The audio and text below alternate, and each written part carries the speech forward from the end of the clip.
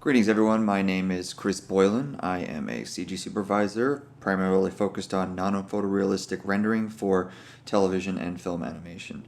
Non-photorealistic animation is typically referred to as cell animation or cell-shaded animation, and basically my role for production on Pantheon was to generate CG assets and integrate them into the 2D production pipeline as seamlessly as possible. Today we're going to be looking at the climax from episode 2. This is one of the early scenes that we did. I think we only worked on a handful of shots at this point, and it was really exciting to get to be handed this shot and really bring it from concept to the final comp. So without further ado, let's jump into it. So I've muted the video here. We're just going to take a look at the shot real quick. And for copyright reasons, obviously, I can't play the music or the voice acting audio. But you can see here, it's a pretty standard truck-in, big hero moment. As if you haven't seen Pantheon yet, I'd recommend stopping the video now, but there's going to be spoilers here. So this is the reveal that Maddie's father, David, who we all thought was dead, actually had his brain digitized and is now finally able to remanifest in this video game that they have here. With that being said here, I think I'd like to dive into the shot and show you how it started and show you how it ended up and what techniques we used to get this look and to kind of achieve this quality here. Alright, so here's the first scene, the first layout that we had for the shot. You can see it's pretty straightforward. I'm using a sky dome, with a pretty standard looking sky. It's basically everything that I do is either pulled together from tutorials or basically my own sort of invention after working through those tutorials. So this is a sky tutorial you could find on YouTube, Anime Sky. I think Christophe Dedeen is the one that wrote it. So the clouds there are just a layered texture, and then the sky itself, I had this Milky Way in the background. I knew it was supposed to be a fantasy world, so I wanted it to feel fantastical. But I think the director ended up feeling like the star band in the sky was a little too distracting, so we ended up getting rid of that. But you can see this scene is actually relatively small. I have the ground plane actually arcing under the camera on a curve modifier. And the reason that I did this, that I set this up, was because in anime, when you have a camera go across a flat surface, a lot of times the surface feels like it's rolling under the camera as it approaches the camera, right? It doesn't feel like it's actually coming straight on in a lot of cases. It'll come straight on and then feel like it bends under the camera. So I wanted to create that effect in 3D by actually bending the ground. I also wanted to fake this idea of like a fisheye lens, and so I also bent the ground plane here, as you can see. We received early on a retake animation, so I think at first I had one still frame, and so I just kind of mocked the shot up. It's a very simple truck in, and you can see that the curve is parented to the camera, so it's actually moving through the ground plane as the camera trucks in, which creates a weird artifact here where he's sliding down. But we fixed that in the final. But you can see here some of the things that are already coming into play. When he spins his staff here, his naginata, you can see that it cuts off at the top. So this is a really nice thing for us to be able to take from concept to its final, because the original was just a locked off shot of him, like a full body shot of him twirling the naginata staff. The changing the camera move changed how we animated the shot, and because the animator himself was animating on basically what is a 16 by 9 canvas, his staff was cutting off at the top. So I was able to call this out early on, while we were still building this shot out, and the retake artist was able to expand his canvas and eventually draw the entire Naginata staff here. So that's the basic gist. This is, again, this is just the layout phase here, where we're essentially just getting it right, getting a feel for how the grass looks. I did a Ghibli shader, a Ghibli style grass. Again, tutorial on YouTube. It's very easy to find.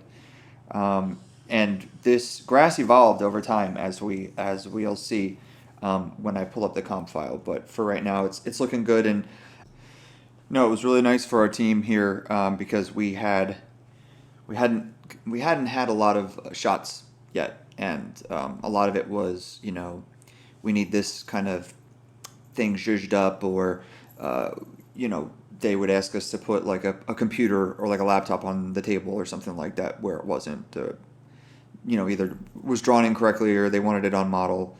And so essentially this was the first time we really were able to dive in and really own a piece of the production. So let's go ahead and move on to the comp file, and you'll see how things changed. You'll see how the shot evolved a little bit. We added new elements to it. So here we go. All right, so here's the final comp file. You can see we have our guy here, David, in his samurai outfit. He was looking pretty cool.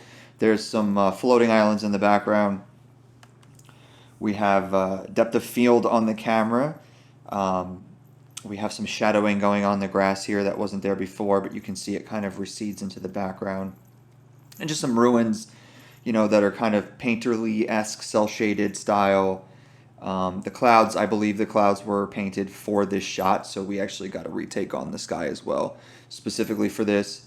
But the overhead clouds only, the background clouds here, the clouds here in the background, the mountains, I believe I harvested that from another shot. I just grabbed the background from another shot and just placed it in the background, so you'll see. And then, of course, there's a depth of field in the foreground here, which was an ask by the director. He wanted to know if we could do depth of field in camera, which, of course, in Blender and Eevee, it's a switch you just turn on. So that was really nice. It was really nice to just constantly be able to meet the director's requests to see that, Blender is really a program that facilitates creativity. So I'm gonna scrub through this real quick because this does not play at full speed. So you can see the camera pulls in, and the grass is just disappearing through the camera when it clips. Boom. You can see now that the Naginata is complete, especially when it goes over his head. Boom. Yeah, look. Very nice. And he delivers his big speech hero moment right here. And then we just kind of ease to a stop. So there's a couple things that I did here. I kept the curve going under the ground plane, which I'll show you guys in a minute. But here I added a subtle gradient on the character to kind of emphasize his head more than his feet. So you can see it sort of starts to get dark. I just used a very desaturated dark blue and just kicked that over top. I think maybe I leaned a little bit into the purplish range there as well, like a violet kind of color, and just very lightly over top of the animation. And this shot, one of a few examples of shots that went straight out from CG into comp, no problem. So this was a shot that essentially, once I rendered, it went straight into the episode. They didn't do any compositing on it after the fact. So we're going to back up here to the beginning, and I am going to pop out here so you can see how this shot is all set up. There's a volumetric cube in here, and I'll just turn everything on now. So the background here you can see is just bent on a polyplane with transparency. There's some atmospherics going on here in the midground, just to kind of give everything a bit of a, what's the word, like just a hazy feel, right? And then the background image is actually just shrink wrapped to a sphere, and I wanted it to feel like it was wrapping a little bit more over the camera. You know, like fisheye lens is not something that you could do in Eevee. I think they might be rolling out new functionality for that now, but at this time you couldn't really do fisheye properly in Eevee. And honestly, if I was doing a fisheye lens, like all of the foreground stuff, all of this stuff would get distorted. So I just wanted to fake the effect, right? So you know you have this bend in the ground here again that sort of makes it feel like there's a fisheye effect, and then just wrapping the sky plane over a big, you know, eggy shaped sphere, just to sort of make it feel like it's kind of pulling over top. And then this background here again as well, I bent, right, just to make it feel like it was stretching and wrapping around the camera. So you can see that I kept the curve underneath the ground plane, but the curve is much more subtle. It's still moving through the ground plane, but it's much more subtle. The director kept calling it out. He kept saying that it feels like the ground is tucking under the camera, which is exactly what I wanted, but it's not what he wanted. He didn't want it. He didn't want to feel it. He didn't want to perceive it. So I pulled back until I got something that I felt like was really, really subtle and really appropriate. You can also see here that the ground plane has essentially a gradient projected from the camera, and that was because they wanted shadows in the foreground on the grass, but they didn't want shadows across the entire grass. They essentially wanted the effect to fade out so that it looked, very impressionistic, very painterly in the background, right? But in the foreground, it still has this like definition, this detail, right? So, I mean, essentially all I did was I used a gradient projected from the camera as a mask to turn on whether or not the grass itself was self-shadowed. And so you can see that kind of fading out here along the projection axis of the camera, just like that, boom. And I just, used a basic texture mapping node to push that gradient just a little forward so that the shadows were in the camera view the way that we wanted to. You can see that this is a card. The shadows are projecting onto the ground as you would expect, which is really dope, honestly, because we got this character himself. He's in the scene and he's projecting shadows on the ground, which you can see in the camera view as we get close to him. You can see his shadows actually off to the right there as he moves around. Yep, see, he's casting shadows here, which is really great. I mean, it's just a nice little subtle detail that I think really added a lot. You can see here in the background now we have our mountains. These were done a little hurriedly by another member of the team. So you can see that there's objects that are parented, that were just like duplicated from one to the other that still are parented inside of the actual null here. You can see those pieces moving around. So that was a bit of a pain to try and get them to work properly, but in the end, I think that it really worked out nicely.